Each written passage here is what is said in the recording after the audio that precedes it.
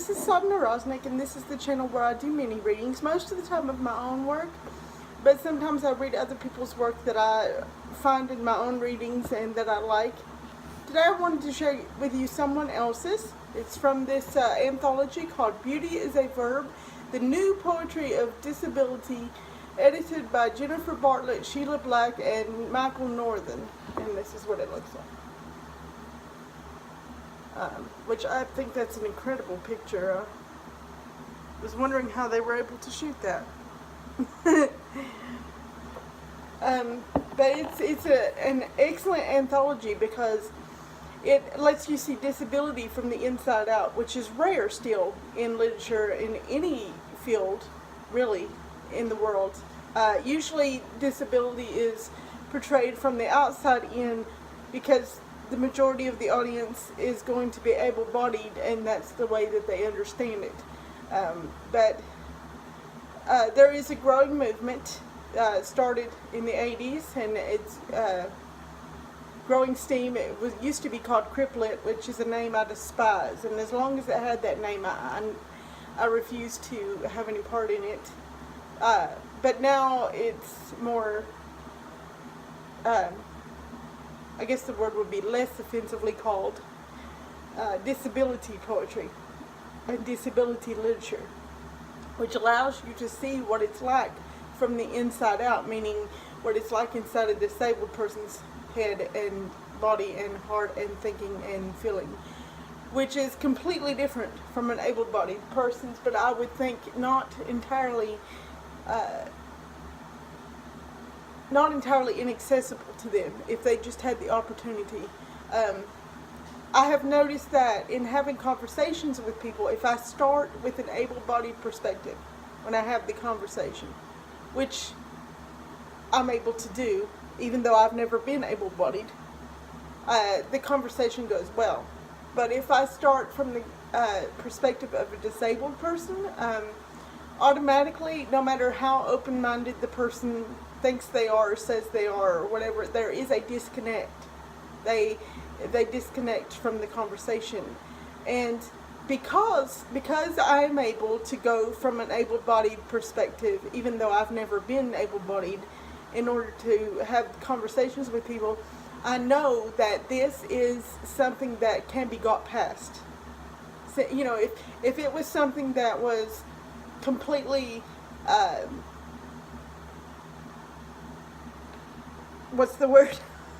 It's been a long week. Let me explain that too, because it's been a long week with my health. I've had some flare-ups, plus it's also been busy with my schedule, so that's why I'm so exhausted looking and I can't think real clear. But I know that this is a hurdle that can be overcome because it doesn't go both ways, right? So I think that this idea of disability literature is absolutely phenomenal, and I think that anthologies like this one should be required reading, along with Christopher Nolan's autobiography, Under the Eye of the Clock. He was a man with cerebral palsy who had the good fortune of going to a very forward-thinking school that had just been founded maybe 2 or 3 years before in Dublin, and of course, like most Irish writers, his writing, his grammar is meandering, flow of thought, so it's not an easy read. You have to hang with it, but very alliterative, very poetic, more so than prose, but it still gives you the view of from the inside out, which is so very sorely lacking, and I think that also is required reading. I mean, if you want to understand the psychology of being not well, and the reason why there is a growing pushback against what's considered ableist thinking, ableist society. Those are this one and Christopher Nolan's book are publications that really need to be read. It's not that we are against ableists or ableism or able-bodied people in any way. I think when it comes to the disability rights movement, I'm a bit of an exception in the case because I have fought for disability rights. In some ways I'm very much on board, and in other ways I'm not so much on board.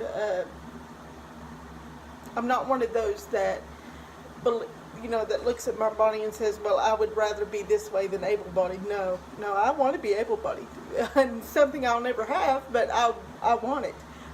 So I'm not that on that level, or whatever you want to call it, but it is something worth viewing worth considering, because the world really is a completely different place when you're not a healthy person, and there are a lot of people out there who are not healthy and don't take on the label disabled, and I can totally understand that, because in some ways it can be unhealthy if it's taken too far to view yourself that way. And sometimes they don't feel entitled to take on that identity because they may be ill, but maybe they think their illness is not severe enough or something. So there's a lot of different degrees to also be considered, and this anthology helps to explore some of the complications that are implicit in calling disability an identity in the same sense that other people maybe identify with their race or sexual preference or whatever. I myself think that when viewed in that light, it's not necessarily a good thing, because you don't want, who wants to be identified by their disability? I think it's better to look at it as a more flexible thing. I am, and yet I am also more, because it's like that really is only one aspect, but it does affect your entire worldview and the way that you move in the world and everything. Given the great multitude of disabilities that are out there, the great multitude of illnesses, it's such a unbelievable spectrum that one disabled person may not entirely understand another disabled person, and so that makes it even more important to have this kind of conversation in literature, and hopefully eventually also in the movies, because most of the movies about disability, though they have been a step forward in the right direction, have always been from the outside in, because that's, again, directors and producers and Hollywood people know that the majority of the audience are going to be able-bodied, and they want it to be, they want to make money, so, but it would be good for the movie industry to also begin to portray things from the inside out. Because in the long run, that's good for everybody, because you gain a greater understanding of life. And let's face it, everybody alive, everybody who has ever been born or who will ever be born will at some point in their life become disabled. It's not, even though the disabled people are considered a minority, and there is a lot of ignorance and fear regarding disability, a lot of fear, because when people look at us, they see, oh, that's what I'm going to be someday, and they can't stomach that. I think that's the reason why a lot of people cannot visit nursing homes, because you go in and you see yourself when you hit 70 or 80, and it's hard to stomach that. It's hard, even if you don't consciously say to yourself, oh my goodness, that's me. Some part of you is saying that, and it repulses you. You want to run away from it, and I understand that emotion. At the same time, it's extremely negative and extremely hurtful for people who have to live their lives disabled. Well, even for those who are elderly that are in nursing homes, maybe who didn't become disabled until they got elderly, it's hurtful for them too. So it's something that I think the ableist world should really consciously recognize in themselves and fight against, because, well, as I've always said, for lack of a better way to put it, because I haven't found one yet, when it comes to disability rights violations, karma bites back hard. because the very person that violated your rights will someday have theirs violated as a disabled person. It does happen that way. It's I guess what some people call the circle of life. It will happen to you. So how you treat people now is a good mirror to how you will be treated when it happens to you. It's just that's a fact. Sorry if that bothers you, but it's a fact. But anyway, enough with the soapbox, I guess. What I really wanted to do is just read you this poem, and there are quite a few really good poems in here. Some of them are more profound and moving than the one I'm about to read. I really do recommend reading this anthology if you can get a hold of it at a library or whatever. They have copies of it on Amazon for like $16, which is good considering how big it is. So yeah, read it.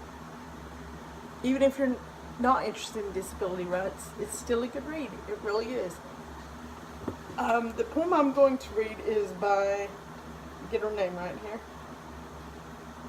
Ona Gritz, I think, ONAGRITZ, and she has cerebral palsy. Now, I should say, the poetry in this anthology is good, the essays are better. Anyway, she has cerebral palsy, and she has written this poem. The reason why I chose to read it is because it deals with probably the thing about being disabled and society's reactions to it that angers me the most is whenever you desperately need help from someone, you need accommodation desperately, and that is refused by someone who thinks they know better. Even though they're able-bodied, they're like, no, I know better, and you don't need this. And they walk away from you and leave you in that situation, and you're like, what do I do now? It's the worst feeling. It makes me angry. I think mostly because you feel so helpless about it, and it's what's the word they use? Disempowering. So anyway, so I chose to read this poem because it's about a situation like that happened to her. It's called No. The nurses shaped us into positions: cradle hold, football hold. My hands couldn't take you to the right place. Cerebral palsy, I mumbled. Apology, explanation, as though those experts of the body didn't already know. Finally, they propped cushions around us. Your lips touched my breast, but instead of sucking, you dozed. This had the nurses worried. I worried how I'd feed you alone. That night, your well woke me. I scooped you up, found the nurse's bell. When the new one came, I shyly explained the pillows, the palsy. No, she said coolly, and I stared. No, that baby needs sleep, not milk. I tried again. He's hungry. Shaking her head, she left our room. I attempted the football hold, the cradle, tried setting up pillows, then sitting between them, they fell. Keeping you in my arms, I paced, I sang. We cried in unison, both of us so helpless, so desperately new. So I hope you enjoyed listening to that, and I hope you didn't mind my soapbox rant there that I went off on for 10 minutes or something. Hope it didn't turn you off before you got to the poem. But it really is something that should not be ignored. Anyway, thank you for watching. Do come again.